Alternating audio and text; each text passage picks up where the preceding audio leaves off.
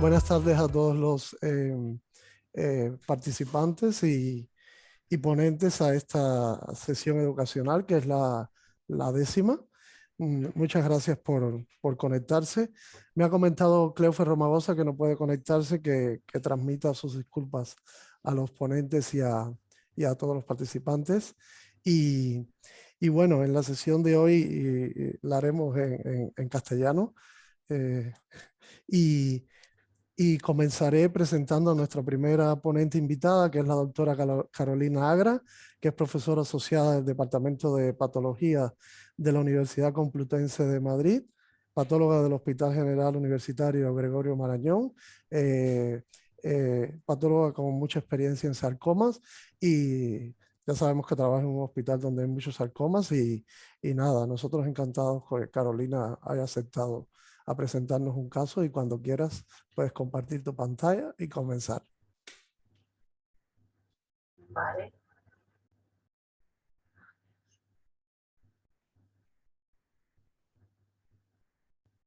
Abro el PowerPoint. Antes de empezar, ¿se me oye bien? Vale, nada, quería dar las gracias a Isidro sobre todo y a Cleo también por la iniciativa de estas sesiones diagnósticas, de habernos invitado a participar de ellas, y agradecerles sobre todo su implicación en el proyecto y en la iniciativa en Peras, que me parece que está muy bien y es imprescindible. Y saludar al resto de ponentes, que tengo el placer de compartir esta tarde los casos con él, que sé que son de México. Así que un saludo para todos y sin más me pongo a presentar el caso. Es decir, que es un caso que compartí con la doctora López Martínez Bernal de ginecología, especialista en ginecología. Y nada, contaros que se trataba de una chica de 44 años, sin alergias conocidas, fumadora, que como antecedentes personales tenía una hipercolesterolemia, migraña crónica y antecedentes familiares de cáncer de colon en la familia materna y de una prima con carcinoma tiroideo. Había sido operada por la laparoscopia 15 años antes de un quiste dermoide, y en cuanto a la historia ginecológica, pues destacaba una menarquia a los 11 años y estaba perimenopáusica desde los 39 años, o sea, hacía muy poquito tiempo. En abril del 2010, del 21, la paciente va a urgencias por una metrorragia muy abundante y refiere además un dolor de tipo cólico que se irradiaba hacia la pelvis con polaquiuria. Ese mismo día, cuando acude a urgencias, hacen una ecografía, ven una masa cervical y deciden en ese mismo momento, en otro hospital, hacerle la biopsia, y luego, con una primera aproximación diagnóstica, nos lo remiten a nuestro hospital por ser cesur de sarcomas. A posterior era de Madrid. Había un diagnóstico provisional de su centro de origen de tumor fusocelular o de bajo grado, sarcoma de bajo grado de cervix, y esta es la imagen radiológica que disponemos en nuestro hospital. Vemos una masa bastante exofítica, grande, bien delimitada, que afectaba también sobre todo al medio y superior de la vagina. En este otro corte lateral podemos ver esa masa, el cuerpo uterino en la relación que tenía con la parte baja, o pensaban que era cervical, sobre todo hablaban de masa cervical al principio en las primeras imágenes, y se ve pues que estaba en contacto. Sobre todo lo que les preocupaba a nivel de poder operarla era la relación que tenía con la vejiga en la cara posterior, que en estas puedo señalar aquí con el puntero láser. En estas fechas señalaba la zona de relación de este tumor, tanto por atrás con el recto como con la vejiga. Decidieron, aparte del diagnóstico que luego veremos del caso, de la biopsia cuando vino de fuera, hacerle una exanteración pélvica anterior con radioterapia intraoperatoria, dado el resultado, y una resección también neovagina por cirugía plástica. Esta es la biopsia que recibimos un bloque de parafina del otro hospital, donde podíamos ver que se trataba de varios fragmentos en los que se veía debajo de la mucosa escamosa, bastante bien preservada, en áreas adelgazada, que parecía que quería ulcerarla, pero no llegamos a ver esa ulceración en ese momento. Una proliferación, pues, hombre, fusocelular, mesenquimal, aquí bastante de bajo grado. Veíamos vasos dilatados, congestivos. En otros campos, que la biopsia era bastante grande, medía como unos 2 centímetros más o menos, veíamos una proliferación mesenquimal, fusocelular, que crecía un poco en un patrón en espina de pescado o en haces paralelos, que tenía un estomacolágeno no había vasos que llamaran la atención, no tenían un patrón tampoco hemangiopericitoide. Las células en este campo podíamos ver que eran bastante iguales entre ellas, no tenía áreas de necrosis ni de hemorragia y efectivamente era un tumor muy fusocelular, sobre un estroma colágeno sin vasos que llamaran mucho la atención, tenía un poco de extravasación hemática. Las células tenían también un núcleo alargado, algunos en forma de puro, un poquito más hipercromáticos, otras tenían una cromatina vesicular con un micronucleolo en ocasiones prominente, algunas tenían una morfología un poco más ovalada, las células. En otros campos podíamos ver, buscando mucho, pues en un mismo campo 2 figuras de mitosis. En total contamos unas 5 o 6 figuras de mitosis en 10 campos de gran aumento. Con esta morfología fusocelular, vemos en otros campos, os voy mostrando imágenes de cómo se veía, vemos que sigue habiendo, algunas eran una morfología un poquito más ondulante, pero el estroma era colágeno, no tenía patrón de vasos hemangiopericitoides, tampoco tenía áreas mixoides, ni pleomorfismo nuclear o atipias. Vemos a menor aumento cómo era muy densamente celular, tenía mucha celularidad la tumoración y crecían en ocasiones formando un poco espina de pescado y en otras el patrón era más de haces en paralelo, sobre un estroma bastante colágeno, era una tumoración más bien azul, yo creo que rosa, cuando estamos acostumbrados a ver patrones, pues a veces decimos es más rosada, pero sí que tenía un estroma bastante colágeno. Vemos que las células de forma ocasional tenían un poquito más de hipercromatismo, pero no había formas que fueran muy polilobuladas ni pleomórficas. Áreas sí tenía de extravasación hemática, pero necrosis no encontramos en ninguna áreas. Otros campos, la misma morfología para que veáis que se parecían, todas las áreas eran muy parecidas, no teníamos áreas de disdiferenciación de alto grado tampoco, o menor celularidad, era bastante homogénea e isomorfa la tumoración. En otros campos, las mismas características que he estado describiendo hasta ahora. Es verdad que no tenían un núcleo muy romo o en forma de cigarro. Aquí la misma imagen de las mitosis para que veáis un poco los núcleos, algunos más ovalados, de cromatina fina, pero no llamaba la atención por pleomorfismo. Lo que sí nos encontramos era un CD34 muy positivo, densamente positivo. El resto de marcadores que hicimos musculares, el CD10 también fue positivo, pero los musculares fueron negativos. Esta es la imagen del CD10 y con un Ki67 bastante bajo que luego os mostraré. Este era el panel de inmunohistoquímica que teníamos, CD10, CD34. Le habían hecho otras técnicas fuera, pero nosotros al recibirlo ampliamos la inmunohistoquímica con la posibilidad que tenemos pues, de hacer, por ejemplo, STAT6, tenía hecho ya receptores de progesterona y de estrógenos que habían sido negativos, e hicimos también nosotros un BECOR y el PANTRAC que fue negativo. Tenemos la posibilidad de hacer también el marcador para sarcoma sinovial, funciona muy bien, y fue negativo. No tenía tampoco citoqueratinas, no había diferenciación raptoneoblástica, la miogenina fue negativa.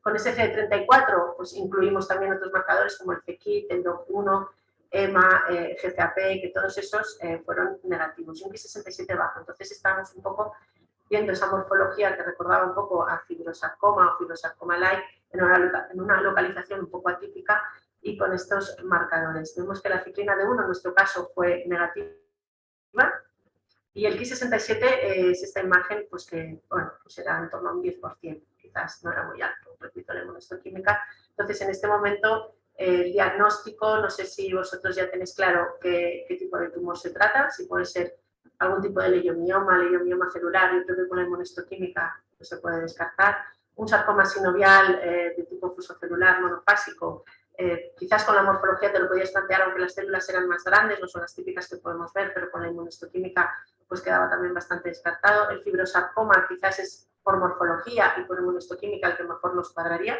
pero repito, era una localización que no estamos acostumbrados a ver. Y los tumores que están reconocidos en la OMS, en el libro nuevo ya de la OMS de partes blandas, como emergentes, que eran sarcomas fusocelulares con reordenamiento del TRAC, pues con la inmunohistoquímica nos había salido negativo, que no quita que puedan tener algún reordenamiento, y estábamos a la espera y decidimos hacer NGS. En cuanto al MPNST, pues hombre, es verdad que el S100, los marcadores tanto melanocíticos, el SOX10 habían sido negativos, no veíamos áreas que fueran positivas, nos daba miedo que al ser una biopsia, aunque era muy representativa yo creo de la lesión, no encontráramos esas células, porque a veces puede ser parcheado en los tumores fusocelulares, pero no era lo que más nos parecía, ¿de acuerdo? Empezamos a buscar en los libros, sobre todo de ginecología, es un caso que había visto primero pues, mi compañera que ve ginecología normalmente, y vimos que no hay tumores descritos en la OMS, al menos de ginecología, que describieran, sí están los ENTRAC, pero nada de los fibrosarcomas, por ejemplo, en esta localización. El dermatofibrosarcoma protuberans está descrito en áreas genitales, pero siempre en zona de clítoris,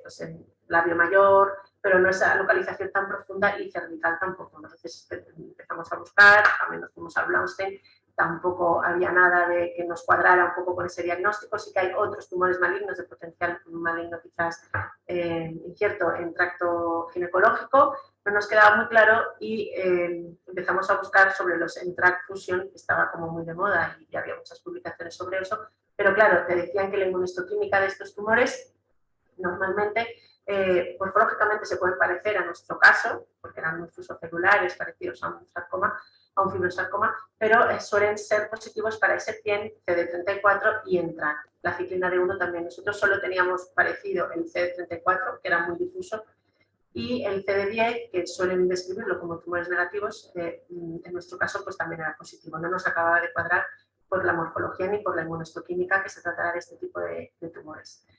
Entonces, cuando recibimos el resultado de la NGS nos quedamos un poco parados, porque nos dio bueno, que tenía una fusión génica con el COL1 y el PDGCD, que hasta ese momento pues, pensamos que era siempre del dermatofibrosarcoma protuberans, y dijimos, no puede ser un dermatofibrosarcoma protuberans en esa localización.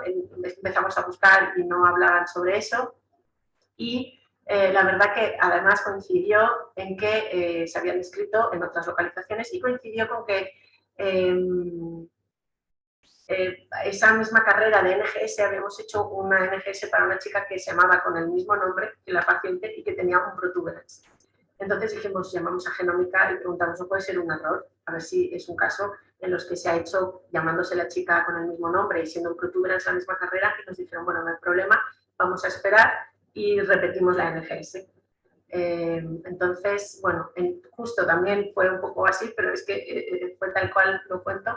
Mientras esperábamos ese segundo resultado y estábamos buscando nosotros bibliografía, que luego os enseñaré, fue el congreso bianual que se hace de anatomía patológica en España, en mayo, y en esas charlas, justo en una de las de ginecología, hablaba la doctora Esther Oliva y habló sobre esta entidad. Nosotros pusimos a buscar sobre sarcomas uterinos, hicimos una búsqueda tal cual en PubMed, ya que no encontramos en los libros mucha ayuda, sarcomas uterinos, vaginales, y encontramos este artículo que hablaba no solo de los ENTRAC, sino de esta descripción, esta fusión que era como poco conocida en los sarcomas de esa localización uterina o vaginal, del COL1 con el PDGCB. Este es un artículo que se dio en el 2019, y en la IUSCA presentaron este trabajo, que está muy bien. Entonces, habla un poco de este tipo de sarcomas con reordenamiento de COL1 PDGC a nivel uterino, sobre todo hablan de que es en localización cervical o uterina, en cuerpo uterino. Dicen cómo es positivo y que morfológicamente es igual a un dermatofibrosarcoma protuberans. Nosotros en el momento de la biopsia esa zona tan arremolinada no la veíamos, el crecimiento típico del protuberans que puedes tener más en patrón esteriforme, en la biopsia no la veíamos. Luego en la pieza os enseñaré cómo sí que hay ciertas áreas superficiales que pueden semejar un dermatofibrosarcoma protuberans.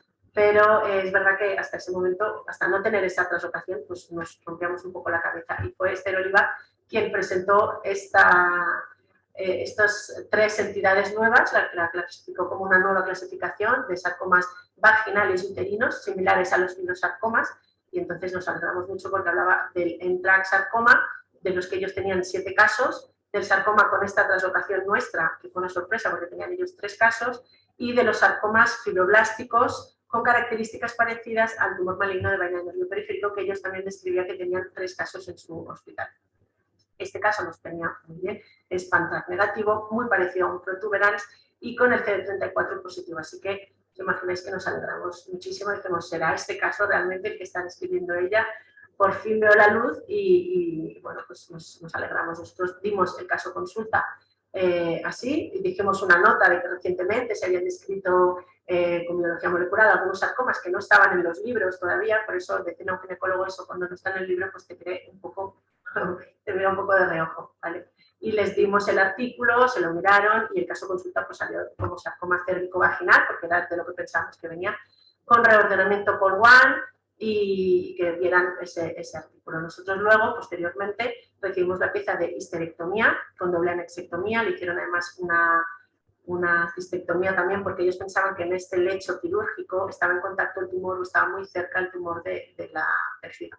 Vemos como no es cervical la masa, es una masa lobulada, bastante bien delimitada, blanquecina, no tenía áreas de hemorragia ni necrosis macroscópicamente, pero que está más bien como paracervical, infiltrando la pared, sobre todo anterior e izquierda de la vagina. Era una masa que no tenía nada que ver, ni infiltraba la pared uterina. Fijaros en este corte, como la cavidad endometrial está bien, está preservada, tenía unos quistes paratubáricos simples, pero sí que llamaba la atención esta masa tan firme, elástica, blanquecina, de bordes bastante bien delimitados, pero no encapsulada.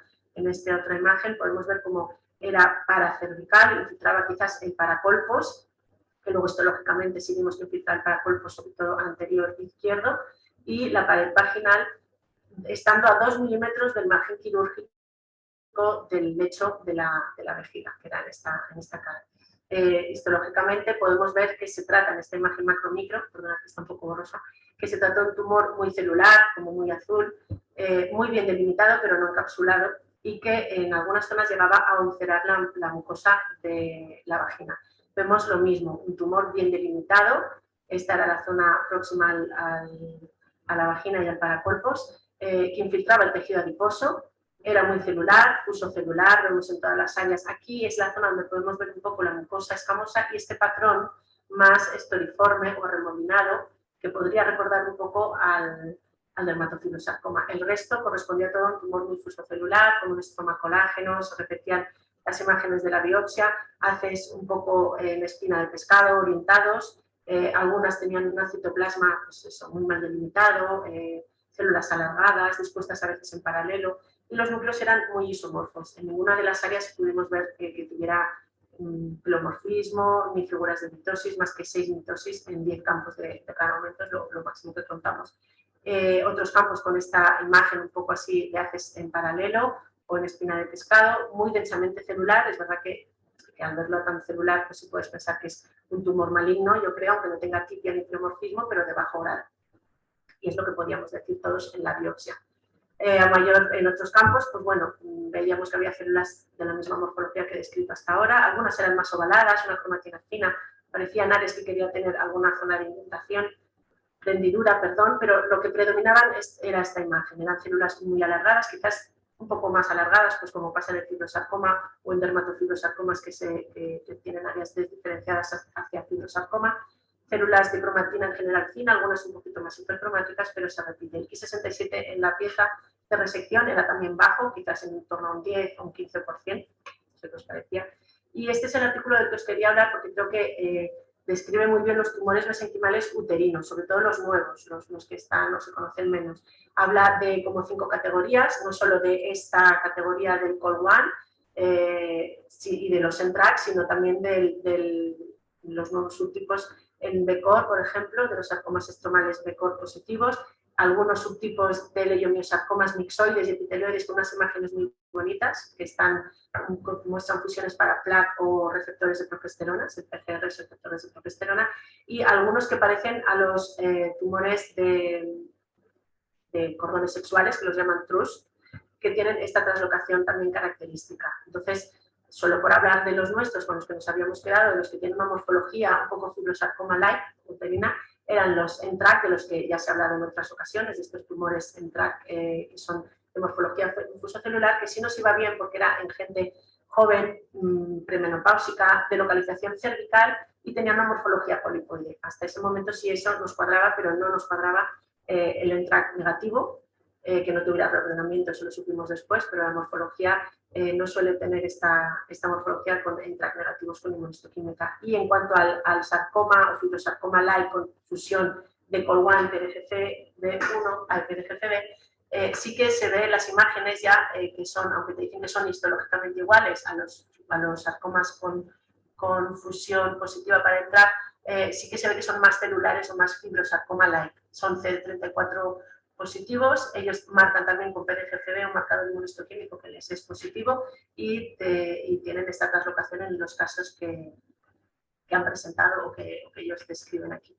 En cuanto al fibrosarcoma, al sarcoma uterino de tipo fibrosarcoma con esta translocación, el diagnóstico diferencial que ellos hablan es sobre todo con leiomyosarcomas o leiomyosarcomas fusocelulares, con los sarcomas uterinos entrar, con un tumor fibroso solitario por la morfología fusocelular. Es verdad que no presentaba este caso y las imágenes que he visto no tienen una morfología mangliopericitoide los vasos, pero sí que lo describen, y con sarcomas al final, por la localización, indiferenciados uterinos. Te dicen que no tienen este tipo de tumores, no tiene desmina, no tiene expresión para desmina, que lo diferenciaría bastante bien. Yo creo la inmunohistoquímica te ayudaría a diferenciarlo de un leiomyosarcoma fusocelular. Luego la inmunohistoquímica para entrar, si funciona, normalmente a nosotros sí nos funciona, cuando hay positividad, aunque sea focal, se ve muy bien. La positividad, pues este tipo de tumores también serán negativos. El tumor fibroso solitario, que le hicimos el STAT6, fue negativo y tampoco presentaba la translocación del STAT6 característica con el NAPP2.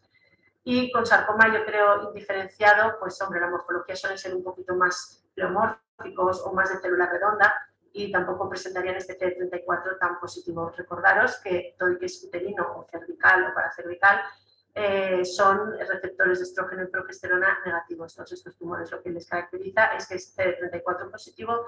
CD10 en nuestro caso no salió positivo, pero es un marcador que tampoco, bueno, nos sale muchas veces positivo y no hacemos tanto caso, a no ser que sea un tumor ginecológico. Y así es como diagnosticamos la pieza, un sarcoma con reordenamiento Col1 PDGC de tipo fibrosarcoma light, grado 1 por tener un score 3 de la FNLCC, de localización paracervical y vaginal, con afectación del paracolpos izquierdo, y que respetaba los bordes quirúrgicos de resección a 2 milímetros del margen quirúrgico posterior en el lecho quirúrgico de la vejiga. No había infiltración de la pared uterina y con esta estadificación patológica. La verdad que nos costó porque la estadificación patológica en los tumores ginecológicos te dice, o vaginales, que si es sarcoma o sucesión de sarcomas, pero vas al TNM de sarcomas en el CAP al menos y habla de tumores abdominales o de tumores, perdón, localización abdominal o torácica, no de ginecológico o localización pélvica. Quizás estaría bien en el futuro hacer ese TNM. Y luego la pieza de cistectomía y la vaginectomía distal que enviaron aparte, que estaba libre también de infiltración tumoral. En la última revisión es de ahora del 3 de marzo, la chica está bien, está pendiente de que le realicen pruebas de imagen y pendiente también de una cirugía por una dehiscencia que presenta de la neovagina que le hicieron en la cirugía. Pero bueno, está bien, no tiene metástasis, es lo que conocemos hasta ahora. Así que muchas gracias, espero que os haya gustado el caso. Muchas gracias, Carolina. Me ha encantado el caso, sobre todo porque hacía tiempo que quería que se presentara algún sarcoma ginecológico. Y sí, la verdad que es fantástico. Yo tenía dos preguntas para ti. Por lo que veo, la diferencia entre esto y el dermatofibrosarcoma protuberans de toda la vida es que uno afecta la piel y el otro no. Sí, eso es lo que hemos buscado. Porque vamos, sí, esto, morfológicamente se sí, pueden parecer mucho. Nosotros es verdad que tiene más fibrosarcoma like el área que arremolinada, pero te dicen que histológicamente se pueden parecer a los protuberans, son como protuberans, yo creo que de hecho se comportan y tienen la misma traslación. Sí, porque claro, sí, es como que se te da... Es de bajo grado. Y lo que pasa es que siempre lo describen como de localización ginecológica, sí, pero siempre, pues eso, en monte de Venus, en clítoris, en labio mayor, pero no en esa localización tan profunda. Entonces, ellos dicen que creen que es una entidad nueva y que, o sea, a lo mejor en un futuro los reubican como protuberans y les dan otro nombre, o les llaman dermatofibrosarcoma protuberans vaginal o cervical. O profundos o no superficiales o algo de eso, sí. En lugar de dermato, pues lo llamarán fibrosarcoma protuberans. No sé, sí, algo así. ginecológico. Sí, y otra pregunta que tengo. ¿Qué tú crees? Porque claro, con este abordaje, sobre todo lo has explicado muy bien, el paper ese que presentas, ¿cuántos leiomyosarcomas uterinos diagnosticados por ahí habrá que serán otras cosas? Tumores miofibroblásticos inflamatorios, BECOR, Yo, desde que etcétera, vemos etcétera. desde que vemos como CESUR tumores diagnosticados a veces en otro sitio o que son antiguos y revisamos nosotros al tener un poco ahora la molecular, estamos viendo casos que podemos rediagnosticar y tirando atrás de archivo cuando podemos. Y es verdad que yo creo que hay leiomyosarcomas que no han sido leiomyosarcomas. Creo que en útero, sobre todo, infradiagnosticamos a veces los pecomas, que también hay exacto, muchos, porque tiene morfología fusocelular a veces, o epitelioide por los marcadores musculares que tienen. Nadie piensa a veces en hacerle un marcador melanocítico, HMB o melana. Y en mi experiencia, aunque sea no mucha, sí he visto que creo que diagnosticamos los leiomyosarcomas a veces demasiado y que hay que revisar otras entidades. Y este artículo que se ha presentado está muy bien para estas nuevas entidades y otras bueno, que así conocen un poquito más los carcinosarcomas y eso no me... Pero sobre todo yo creo que hay algunos pecomas que infradiagnosticamos. En retroperitoneo también. ¿Puedes ver el chat? Tienes una pregunta ahí de Xavi San Juan. Y si alguien quiere hacer una pregunta... Sí, hicieron marcadores. Gracias, Xavi, por la pregunta. Sí hicieron marcadores hemohistoquímicos, claro, para muscular y fueron negativos. Ya venían de su centro de origen con marcadores musculares que fueron negativos. Ni un poquito, que a veces dices, bueno, pues un poquito la actina, tienes dudas de si puede ser, aunque sean 2 marcadores musculares y no 3, pero no, estos eran todos negativos. Vale. Y BCOR también se le hizo así. Vale. Por inmunistoquímica. ¿Alguien más quiere hacer alguna pregunta? Puede hacerla en directo. Sergio, el profesor John Barrett lo he visto por ahí también. Silvia, ¿alguien? El que quiera puede hacer la pregunta en directo. Carolina, si puedes, por favor, dejar de compartir pantalla. Claro.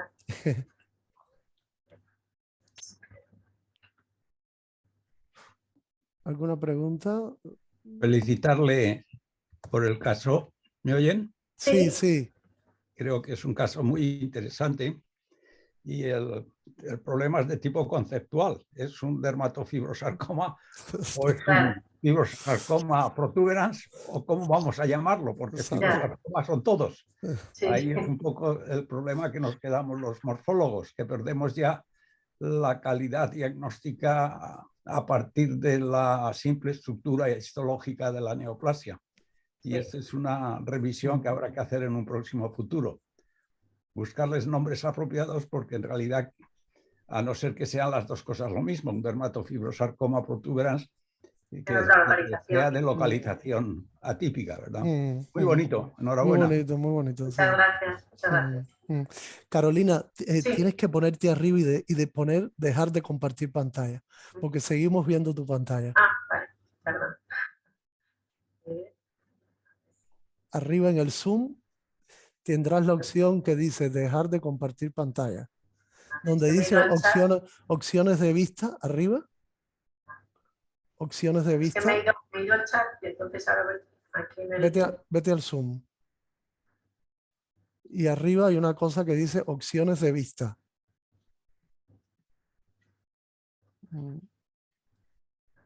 No.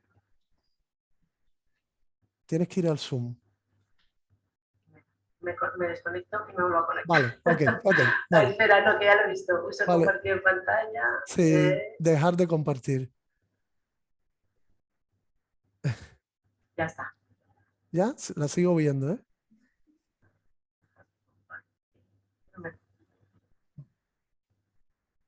Opciones de vista.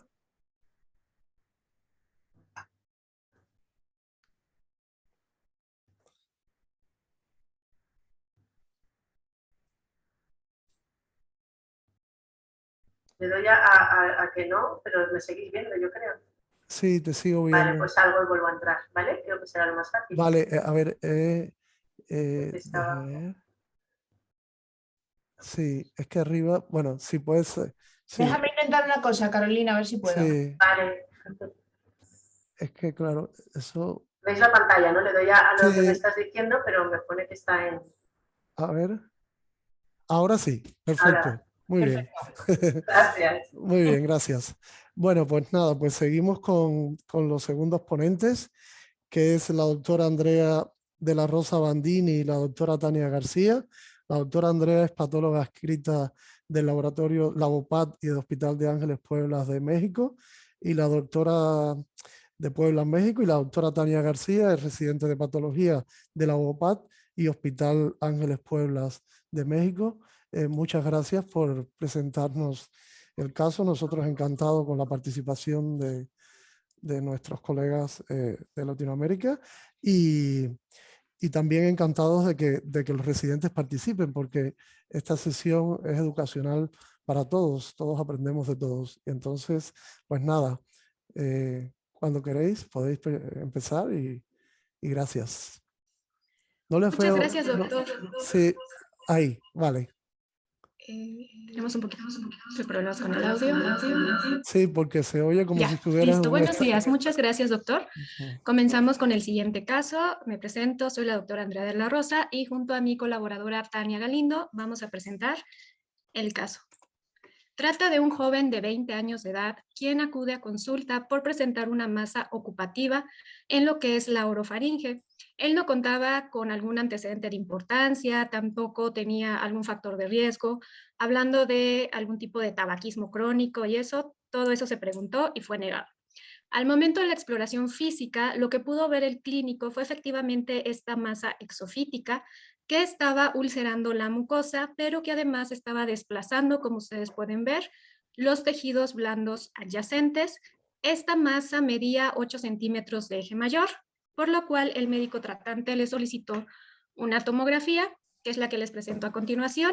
Esta es una tomografía con contraste a nivel de cuello, en donde nosotros podemos ver del lado derecho esta masa sólida que es heterogénea, que al paso del contraste se puede ver un pequeño realce en la parte central y además que nos está desplazando lo que son los vasos sanguíneos aledaños y también nos llega a erosionar un poco lo que es el cuerpo de mandíbula del lado derecho.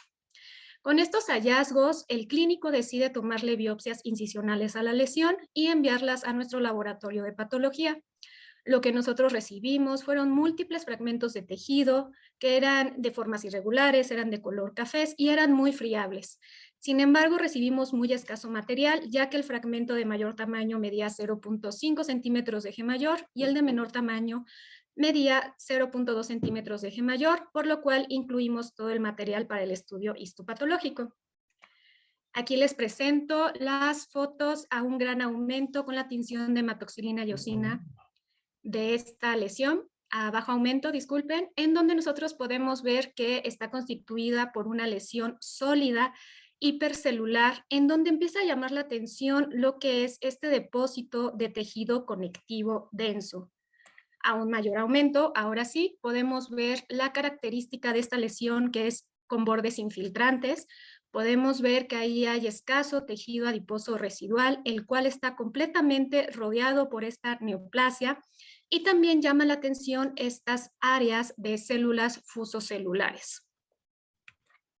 A un mayor aumento, también nos llamó muchísimo la atención la gran cantidad de vasos sanguíneos que presentaba esta neoplasia y que este estroma de tejido conectivo denso nos rodeaba estas células neoplásicas y como que nos daba en cierta manera un patrón reticular o no las dividía este tejido conectivo. En otros focos, también lo que nos llamó la atención fueron estos espacios que tal vez pudieran corresponder a espacios vasculares que dan la impresión en cierta manera de vasos en astas de ciervo, y seguimos presentando estas áreas de tejido conectivo denso que nos divide las células neoplásicas. Aquí a un mayor aumento, más que nada para ver las características de estas células neoplásicas, lo que nosotros vemos es que son células alargadas que tienen citoplasma eosinófilo y su núcleo es hipercromático. Y obviamente la característica de este tejido conectivo que forma parte del estroma de la neoplasia. Pero también queremos resaltar que había otras zonas que eran en menor porcentaje, en donde este tejido conectivo no era tan abundante y predominaban más el componente celular, en donde además de las células más alargadas de citoplasma eosinófilo, presentamos también zonas hipercelulares de células más pequeñas, en donde el núcleo sigue siendo hipercromático. Nosotros realizamos una tinción de tricrómico de Masson, pues para poder esclarecer que el depósito de este tejido conectivo correspondía a colágeno. Con estas imágenes que les presento, no sé si alguien tenga algún diagnóstico diferencial morfológico con las fotografías de hematoxilina y eosina y la de tricrómico de Masson. ¿Alguien quiere o puede sugerir algún diagnóstico? ¿Lo puede decir o lo puede escribir?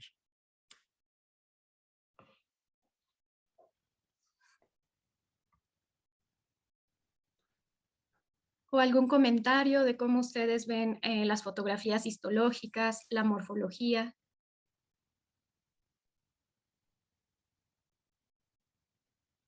Ahí en el chat te han puesto algo muy interesante. Claro, doctor. Estamos viendo un diagnóstico diferencial que es un rhabdomyosarcoma esclerosante. La doctora Silvia Bagué lo ha puesto. Un GIST. Ajá, también tenemos otro diagnóstico diferencial de un GIST y un hemangioepitelioma retiforme. ¿Alguien más tendría otro diagnóstico diferencial? Ok, les comento los diagnósticos que nosotros consideramos con lo que es el estudio morfológico de las laminillas. Nuestros diagnósticos diferenciales abarcaron lo que fue un leiomiosarcoma, un sarcoma sinovial monofásico, un tumor solitario fibroso, obviamente maligno, un tumor maligno de la vaina del nervio periférico y un fibrosarcoma. Estos diagnósticos diferenciales los tomamos principalmente por la frecuencia y la localización de la lesión en primera instancia, por lo cual solicitamos un panel amplio de inmunistoquímica que les presento a continuación. Nosotros solicitamos STAT6 y CD34, los cuales ambos fueron negativos en las células neoplásicas. También solicitamos una proteína S100 con un SOX10, que fueron negativos. Solicitamos una citoqueratina con un H-caldesmón, también se observan negativos. Solicitamos el anticuerpo ANTRAC y la miogenina, la cual también resultó negativa. Solicitamos CD99, la cual salió negativa, y el CLI-1 notamos que sí mostraba cierta positividad, pero de manera focal, aproximadamente un 30%. Solicitamos BCL2 y beta-catenina, las cuales fueron positivas de manera difusa.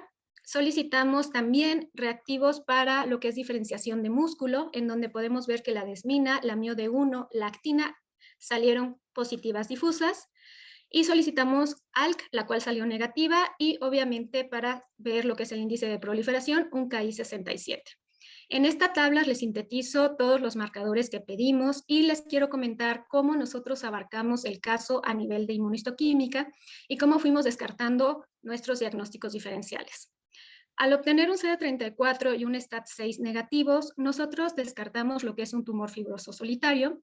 Al obtener un S100 y un SOX10 negativos, nosotros pudimos descartar lo que es un tumor maligno de la vaina del nervio periférico. Al obtener una citoqueratina negativa, descartamos alguna posibilidad de algún sarcoma sinovial bifásico y también descartamos la posibilidad de un carcinosarcoma. Al obtener lo que fue un CD99 negativo, nos llamó mucho la atención porque sí teníamos un CLI-1 positivo y un BCL2 positivo, el cual nos hacía sospechar de algún sarcoma sinovial. Por lo cual, y obviamente teníamos los marcadores de músculo positivo. Al tener estos marcadores positivos y negativos, también solicitamos alteraciones moleculares, principalmente para descartar lo que es el sarcoma sinovial, y obtuvimos que la fusión estaba negativa, por lo cual también lo descartamos. Entonces nos enfocamos a los marcadores de músculo positivos para poder llegar a nuestro diagnóstico por inmunistoquímica. Como también me comentaron en un diagnóstico diferencial, nosotros consideramos que ya teníamos la posibilidad de un diagnóstico de un rhabdomyosarcoma. Y a grandes rasgos les comento, el rhabdomyosarcoma se divide en 4 subtipos, como todos sabemos, y el que realmente nos cuadraba en cuanto a la morfología, la localización y la edad del paciente era un rhabdomyosarcoma esclerosante de células fusiformes. Por lo cual, nuestro diagnóstico por inmunistoquímica y morfología salió de esta manera. Obviamente comentamos lo que no salió en los resultados de inmunistoquímica y el índice de proliferación, que era alto, era del 40%. Y para comentarles a grandes rasgos, la experiencia de laboratorio con este subtipo de radiomiosarcoma ha sido un total de 3 casos, en donde ha variado tanto la edad como la localización de las lesiones de los pacientes. La mayoría han sido hombres, como dice la literatura. Las localizaciones sí han sido en lo que es cabeza y cuello. Obviamente el estudio inmunistoquímica es similar en los 3 casos. Y a nivel molecular, que ahorita les vamos a comentar en las siguientes diapositivas, se pueden ver diferentes alteraciones genéticas. En el primer caso tuvimos una mutación para el gen ALK. En el segundo tuvimos negatividad para lo que son los genes de fusión del diagnóstico Archer. Y en este caso que les comento, sí tuvimos una amplificación del factor de crecimiento FR2. En cuanto al seguimiento de los pacientes, el primero sí tuvo una remisión de la enfermedad. El segundo perdimos contacto debido a que se fue a Estados Unidos y desafortunadamente el caso que les presentamos, el paciente falleció. A continuación le cedo la palabra a mi compañera Tania. Hola, buen día a todos. Un gusto estar aquí. Yo soy la doctora Tania y les voy a hablar acerca de la patología molecular en este caso. Entonces, bueno, como introducción aquí podemos ver esta tabla donde nos habla de las subfamilias de los rhabdomyosarcomas, en donde vemos que en cuanto al rhabdomyosarcoma embrionario, tenemos que en cuanto al patrón histológico, que se trata de células fusiformes, redondas, la expresión de MIO-D1 y de miogenina puede ser heterogénea. En cuanto a la parte molecular, es desconocida en muchos casos y el pronóstico es bueno. Ahora, en cuanto al rhabdomyosarcoma alveolar, en este tenemos que se presenta tanto en pediátricos como adolescentes. También va a tener un patrón de células diferentes a las que hemos tenido, a las que tenemos, por ejemplo, en nuestro caso, que son fusiformes y esclerosantes. El MIO-D1 y la miogenina son difusos y este se caracteriza desde el aspecto molecular por esta fusión en FOX1. Y el pronóstico para estos pacientes o el desenlace es muy sombrío y son tumores de alto grado. Ahora, en los que nos interesan a nosotros por este caso, que se trata de un tumor de un rhabdomyosarcoma de células fusiformes esclerosantes, tenemos la mutación de MIO-D1, que en sí la clínica puede ser heterogénea. Se va a asociar a una expresión desde luego difusa de MIO-D1 y la mutación como tal en MIO-D1 pues da un pronóstico sombrío y es de alto grado también.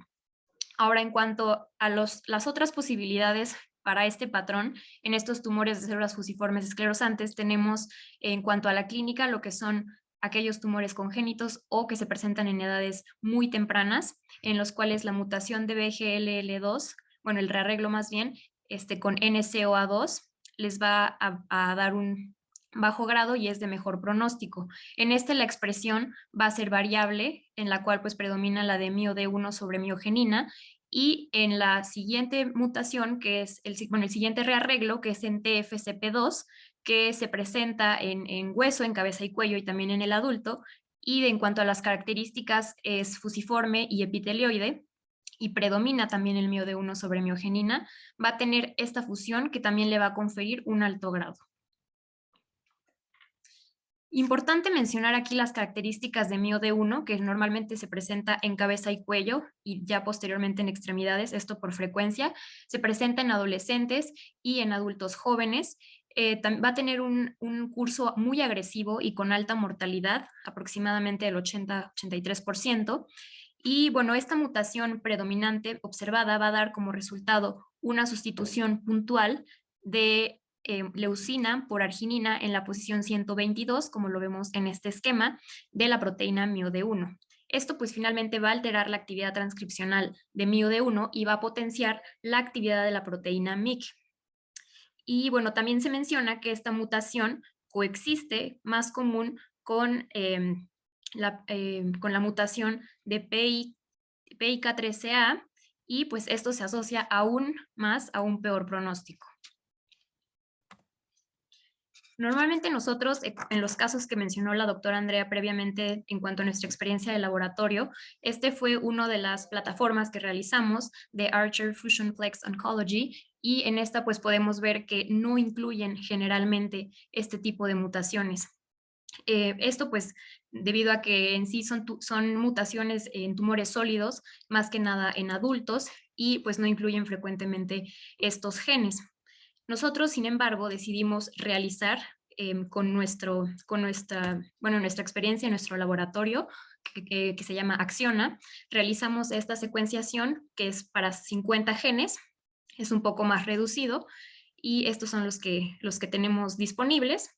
Y pues para nuestra sorpresa, el resultado que obtuvimos fue una amplificación de EGFR2, en la cual pues podemos ver que el reporte como tal dice que pues no hay terapias para esto, únicamente hay ensayos clínicos. Este es el gen que está alterado, y lo que ocurrió aquí pues fue una ganancia de función. Ahora, específicamente en cuanto a FGFR2, o sea, el background que le damos a esto es que pues este es el receptor 2 del factor de crecimiento de fibroblastos, que pues pertenece a esta familia, incluyendo también a lo que es FGFR1, 3 y 4, y estos van a activar las distintas vías de señalización que son RAS, RAF, MEC, RK, PIK, AKT, mTOR, PLC, PKC, JAK-STAT, y pues esto finalmente le va a conferir lo que es una proliferación celular, migración y mayor supervivencia a estas células neoplásicas. En cuanto a las alteraciones y las prevalencias, se ha visto que estas aberraciones más comunes se van a presentar, bueno, lo que más se va a encontrar son estas amplificaciones seguidas de mutaciones y fusiones, y la mayoría de estas pues va a resultar en una ganancia de función, como en nuestro caso. Las mutaciones sin sentido en sí son más prevalentes, bueno, en las alteraciones de FGFR2, y se van a observar en un 15% de los carcinomas uterinos. La amplificación de FGFR2 va a ocurrir en un 4% de los carcinomas gástricos y se va a asociar a un peor pronóstico. Y las fusiones de FGFR2, que se han reportado en un 14% de los colangiocarcinomas, y pues estos les confieren cierta selectividad a los inhibidores de FGFR. Bueno, importante de aquí pues es que finalmente nosotros no encontramos algún caso de este rhabdomyosarcoma, células fusiformes esclerosantes, con esta mutación. Lo que sí nos llevó a ver y revisar en la literatura, en otros artículos que mencionan estas nuevas fusiones en este tipo de rhabdomyosarcoma, en los cuales pues les presento en esta tabla los tres primeros casos que se reportaron en este artículo, y el último caso es el nuestro, ¿no? Tratándose también, todos los pacientes son del sexo masculino, el primero de ellos con una edad de 36 años, con localización en la lengua. En cuanto a la inmunohistoquímica, fue positivo para desmina, MIO-D1, bueno, aquí marcadores relevantes para esto, y el NGS lo que arrojó fue una fusión en lo que es EP300 y BGLL3. Este paciente tuvo un buen pronóstico, al menos en el tiempo estudiado, fue libre de enfermedad por 1 año.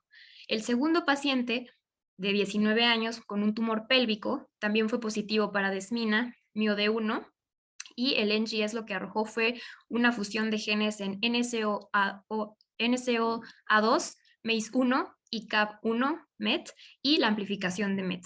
Y este paciente pues sí tuvo un desenlace, digamos, de mal pronóstico, ya que tuvo lesiones metastásicas en las lumbares, en la espina dorsal, en los huesos pélvicos y también en los pulmones.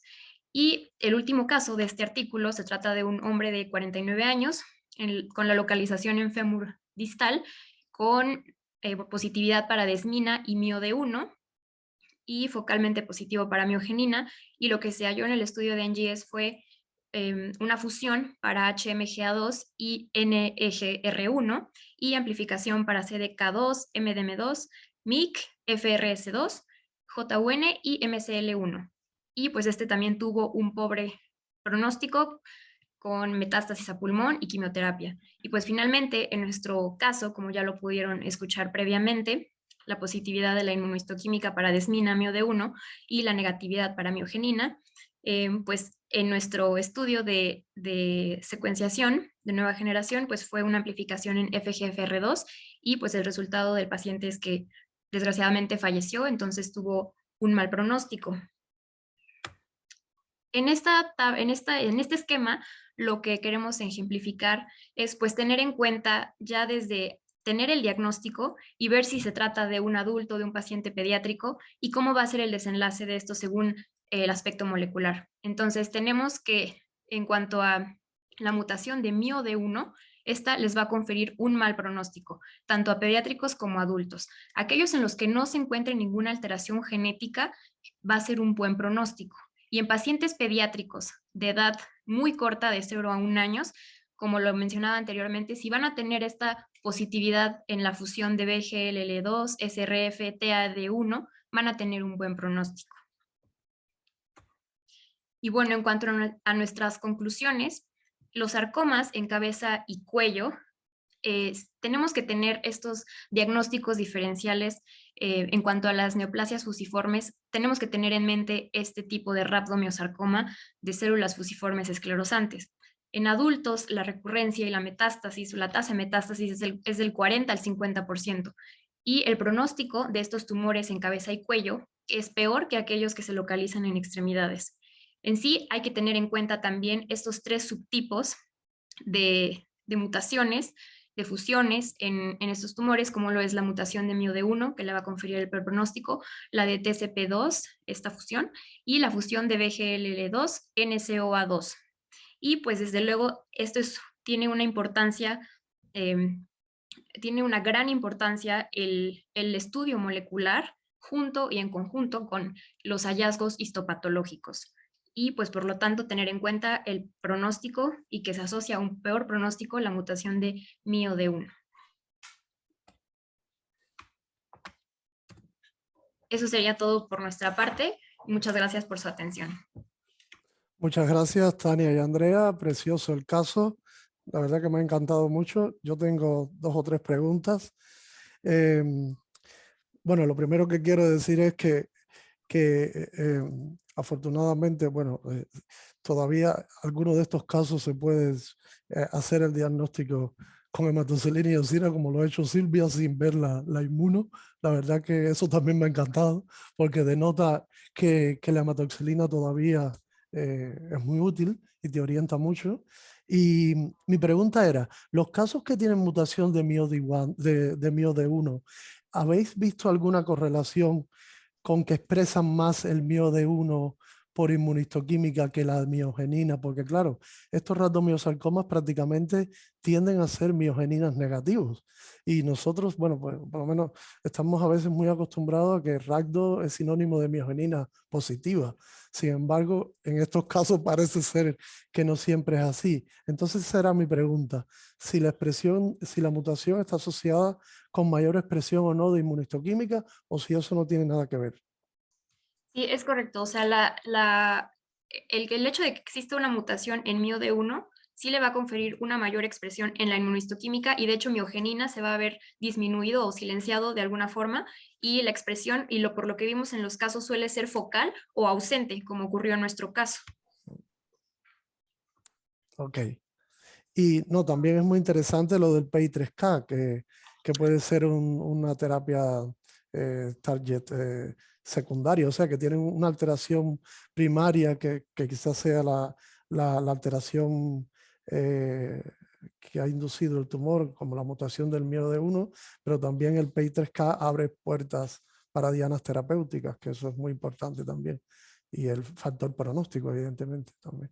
Sí, exacto. Además, otra cosa importante del hecho de que se puedan asociar estas 2 mutaciones es que el fenotipo esclerosante predomina más cuando tenemos esta asociación presente con PI-K3. O sea, muy bien. sí. ¿Alguien tiene alguna pregunta? Tania y Andrea, ¿pueden dejar de compartir la pantalla para... Sí, ¿alguien del auditorio tiene alguna pregunta? Sergio, el profesor John Barr, el que quiera hacer una pregunta es libre de hacerla. ¿Comentarios?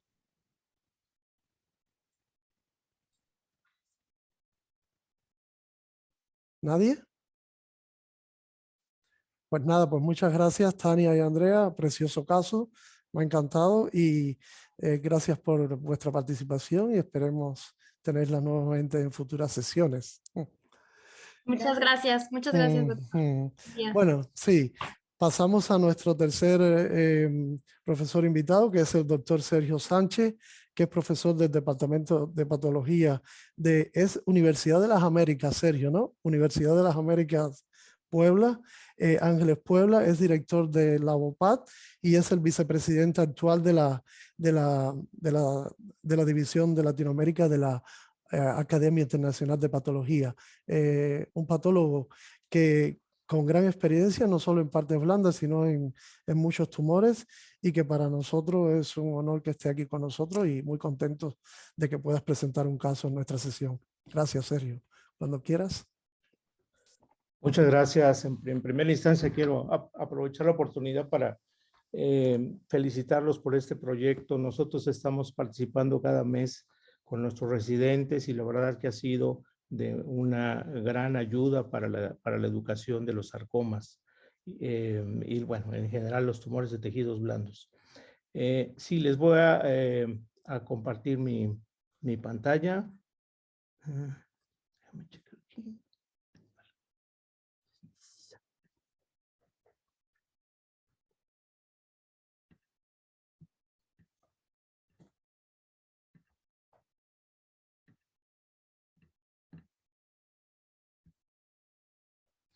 ¿Ya está?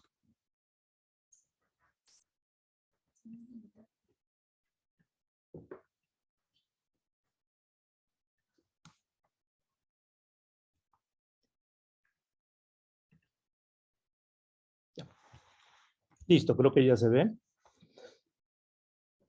Bueno, les voy a presentar un caso interesante. Esta es una mujer de 39 años de edad que estaba siendo estudiada por infertilidad y durante sus estudios le encontraron una neoplasia localizada al riñón y en un ultrasonido se identificó primero por ultrasonido un tumor y después por la tomografía, un tumor en el polo inferior del riñón izquierdo.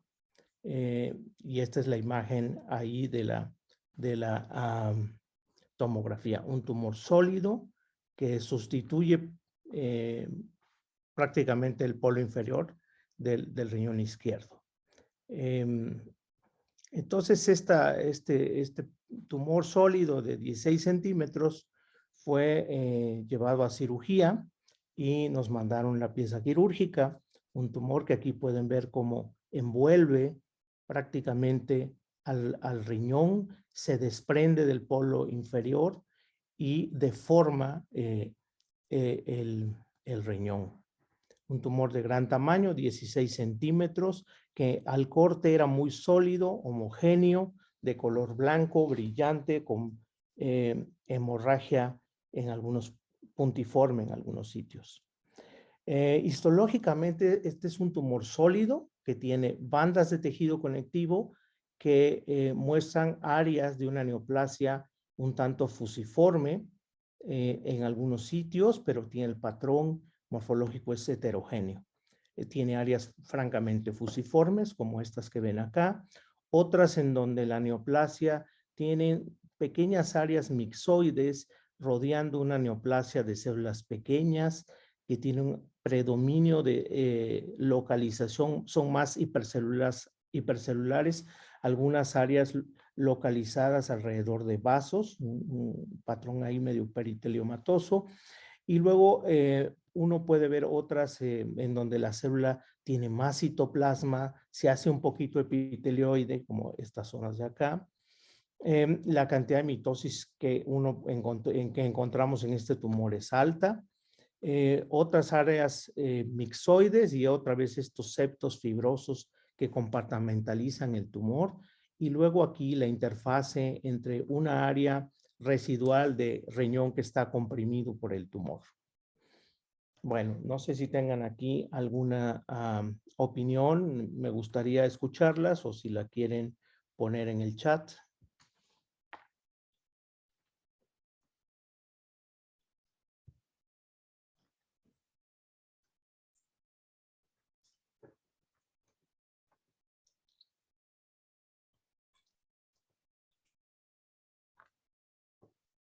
un tumor que tiene un patrón básicamente con células fusiformes y otro un patrón de células pequeñas más indiferenciado.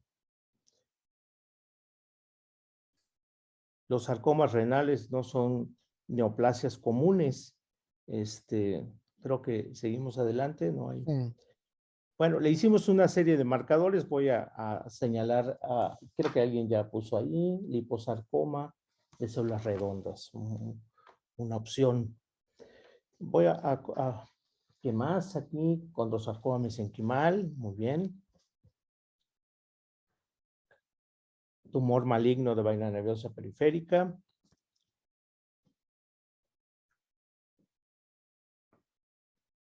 Bien, vamos a mostrar.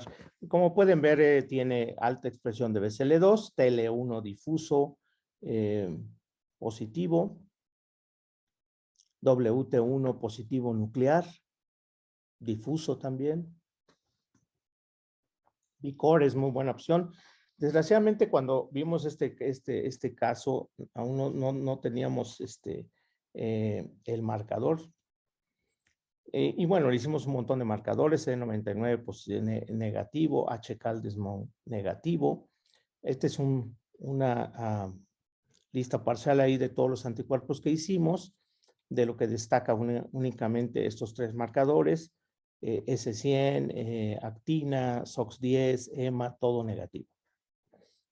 Entonces, lo sacamos como un sarcoma renal de alto grado, de 15 centímetros de diámetro. Sus márgenes de recesión estaban libres, no vimos invasión vascular, y con este fenotipo pusimos un comentario que sugeríamos descartar sarcoma sinovial monofásico diagonal poco diferenciado, y le hicimos la translocación por PCR buscando la fusión, que esto fue negativo. Entonces, al encontrar estos marcadores y descartar sarcoma sinovial, decidimos hacerle secuenciación de siguiente generación. Uno se hizo en Estados Unidos con NGS, con la plataforma de Foundation, y el otro con nuestro sistema de Acciona, que se llama en México Loncomine, y en donde demostramos la fusión de SIGDUX4, de tal forma, de tal suerte que este es un sarcoma SIGDUX4. Esta paciente, al estar libre los márgenes, decidieron dejarla en vigilancia. Los oncólogos decidieron no entrar en el tema de la adyuvancia, y unos meses después del diagnóstico, se repitió un PET y se encontró una lesión ahí sospechosa. Entonces, se hizo una resonancia nuclear magnética y un ultrasonido que no demostraban el tumor, y esto lo atribuyeron a cambios secundarios a la resección quirúrgica, y un PET hecho casi un año después mostró una disminución de la actividad glicolítica, y pensaron que pues no había tumor. Estaba hasta este momento libre de enfermedad. Adicionalmente a la fusión se encontró también mutación en FGFR3, para lo cual sí hay una terapia blanco, pero desgraciadamente este medicamento no está disponible en México. Ustedes saben que Foundation tiene 400 genes, el nuestro tiene solo 50, es un panel más chico, pero generalmente dirigido a terapias que sí son accionables, que sí tienen blanco terapéutico. Y también encontramos lo mismo, pero esta es una realidad que ocurre en México. A veces uno puede identificar el blanco, pero no hay con qué tratarlo. Bueno, 18 meses después, en otro PET de seguimiento, ahí se vuelve a identificar una lesión, esta vez con un sub muy alto, y obviamente la neoplasia tenía una recurrencia local. Nuevamente se hace la resección del tumor, En esta ocasión, los márgenes no estuvieron libres, se observa la misma neoplasia con las mismas características, y lo que ocurre con esta paciente es que al tener márgenes positivos, se le propone hacer protonterapia. Ella se va a la universidad, a la clínica de Navarra a atender en España, le dan protonterapia allá. Poco después le repiten el PET, vuelven a encontrar otra lesión, lo llevan otra vez a resección quirúrgica con radioterapia intraoperatoria y después regresa a México para quimioterapia adyuvante. Y en el nuevo PET, a marzo de este año, en estos días, se hizo un nuevo PET. No me lo pudieron proporcionar, pero después de 30 meses, nuestro departamento de medicina nuclear no encontró tumor. Entonces, aparentemente, a 30 meses está ella libre de tumor. Bueno, estos sarcomas dependen de una traslocación que fue descrita desde el año de 1996 por estos autores, pero realmente el que define la enfermedad como un sarcoma que está dentro de la familia o que integraba parte de la familia de los sarcomas de tipo Ewing, similares a Ewing, con esta translocación es este autor japonés, Kawamura Saito, y lo publica en Human Molecular Genetics en 2006. En la nueva clasificación de la WHO, bueno, desde la clasificación anterior está incluido, la versión anterior está incluido en el grupo de tumores indiferenciados de células pequeñas, y por inmunistoquímica y desde el punto de vista molecular, lo han definido como una entidad diferente. Más o menos 30% de los sarcomas tienen fusiones peculiares que constituyen entidades bien definidas hoy día, y seguramente esto va a ir creciendo paulatinamente. Este es un tumor que generalmente ocurre en los tejidos blandos y raramente afecta vísceras. Se ha descrito ya en riñón desde hace algún tiempo. Afecta generalmente niños y adultos jóvenes sobre todo, y el pico de incidencia mayor ocurre en el tercer decenio de la vida. Por morfología, estos tumores tienen un estroma mixoide.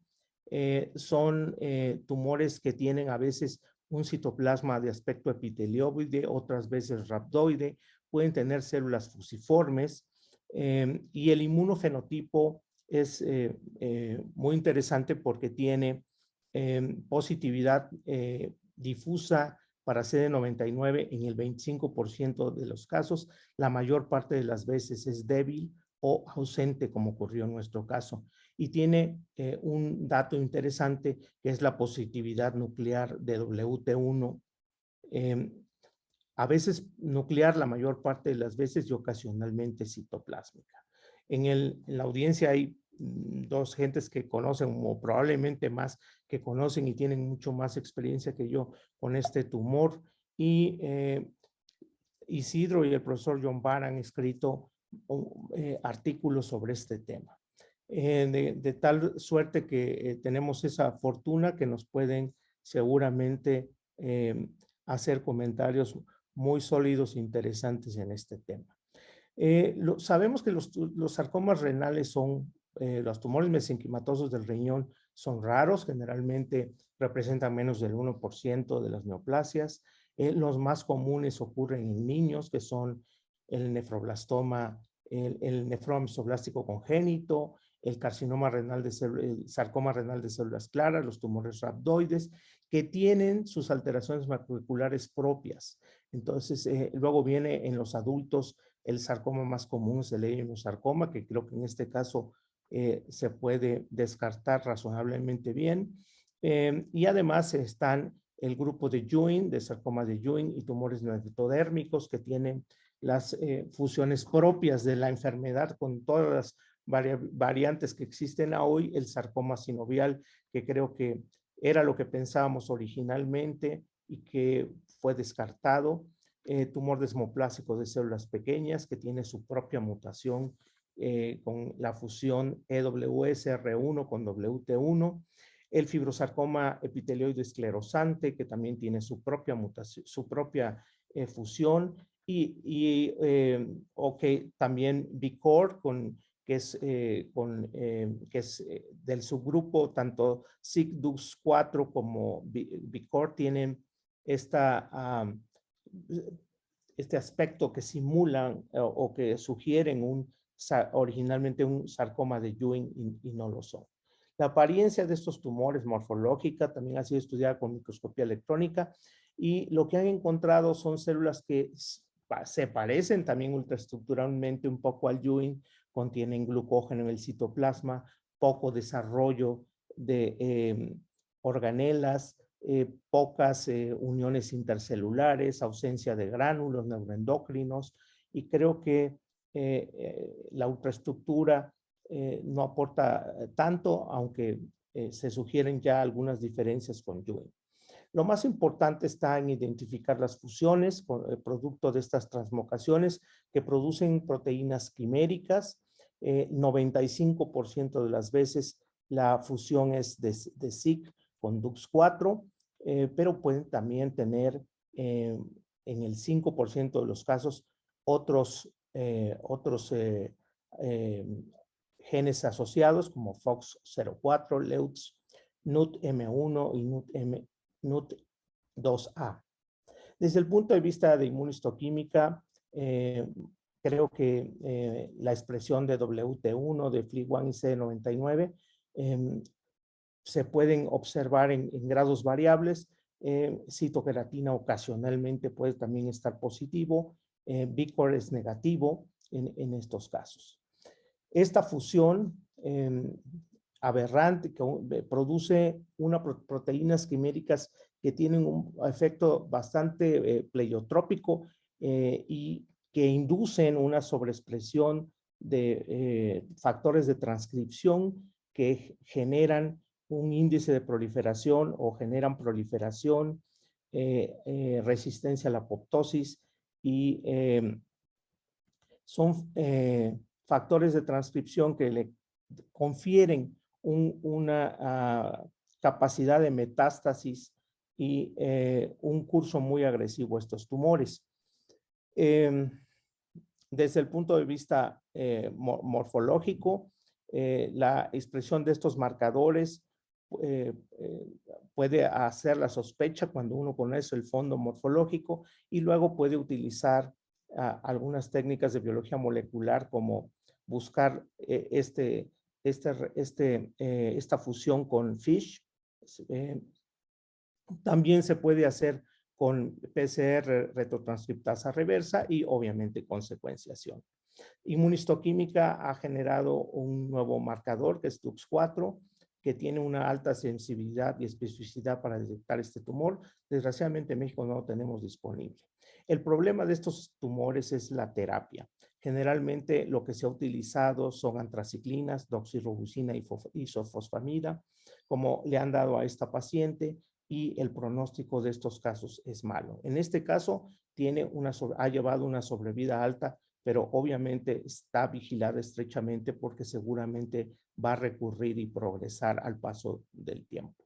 En conclusión, me parece que este es un sarcoma que tiene esta peculiar fusión que le confiere una agresividad mayor, un rápido crecimiento. Su localización visceral es rara. Hay menos de 10 casos reportados en el riñón y el análisis molecular es definitorio para el diagnóstico de esta entidad. Se requiere identificar la fusión.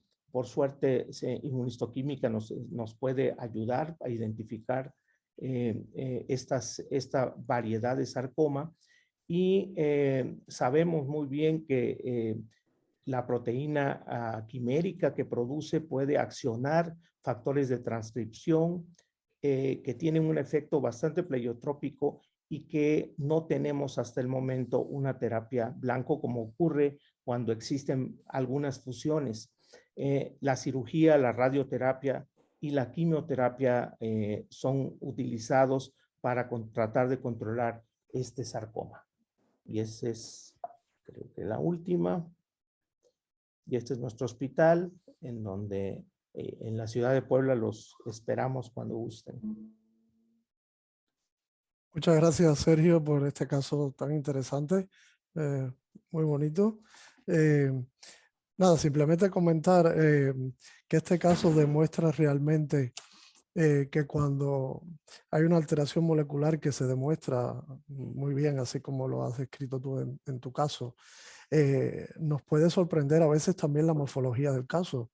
A mí me sorprendería un patrón fusocelular en un Cyst-Dux sarcoma, porque realmente se ha descrito como un round cell sarcoma, pero el hecho de que yo en tu tumor vea célula fusiforme no me hace a negar ese diagnóstico de Cyst-Dux. Eso mismo pasa con el sarcoma sinovial, que puedo tener un tumor de células redondas y me da el SIC-SCX, y porque yo no vea que me recuerda a un sinovial o que porque exprese citoqueratina diga que no es un sinovial, o un Ewing fly que me tenga una morfología fusocelular. O sea que es un caso que por lo menos para mí ha sido de gran interés, porque demuestra lo importante que es correlacionar la morfología, la inmunistoquímica y los hallazgos moleculares. Y nada, el profesor John Barr, si quería opinar algo acerca. Primero, felicitar a Sergio. Me alegro mucho verte, Sergio. Veo que estás muy bien y que sigues trabajando en tu precioso hospital. Felicitarte por el caso. ¿Algún comentario a nivel inmunistoquímico? Yo creo que es importante señalar que el marcador NKX2.2, que es positivo en los Ewing, no es positivo en los Cyst-Dux, y eso desde el punto de vista inmunistoquímico es interesante. Lo mismo que el ETV4 puede ser positivo también aquí. Entonces, esos dos datos en la inmunistoquímica son interesantes. Y luego también que a nivel de biología molecular hay una sobreexpresión o amplificación del MYC, que viene asociada a una mayor malignidad. Y eso es interesante también, porque diferencia los casos de bajo, de bajo entre comillas, de más bajo o más alto grado de agresividad biológica. De todo caso, como en este mismo se ha visto, es un tumor de alto grado. Quizá comentar también que se han descrito en el sistema nervioso central últimamente, cosa que hasta ahora no se conocía. O sea que nos encontramos con un tipo de Ewing-like de localización muy heterogénea. Muy bonito en todo caso. Sí. Enhorabuena. Otro marcador también, como decía el profesor John Barr, el PAC7 también. A veces el Ewing se parece mucho al Cyst-Dux, y el PAC7 es raro, bueno, hasta donde yo sé, que se exprese en el Cyst-Dux. Sin embargo, en el Ewing es muy frecuente, al igual que en el ragdoll, la expresión de PAC7. O sea que eso también puede ayudar en el diagnóstico diferencial. ¿Alguien del auditorio virtual tiene alguna pregunta? ¿Comentarios? Pueden hacerlo directamente desconectando su micrófono o haciendo la pregunta a través del chat, como queráis. Carolina, ¿tú tienes alguna pregunta? Hola, nada, enhorabuena por el caso, me parece un caso muy bonito, la verdad. Y lo único que quería preguntar es cómo sale la inmunistoquímica a los que la tenéis del ETV4, porque nosotros no hemos conseguido ponerla en marcha. Bueno, en México no tenemos el anticuerpo tampoco. No son fáciles de conseguir. Incluso yo estuve tratando de conseguir la sonda y también ha sido complicado. Está solicitada, pero pues tendré que esperar un poco porque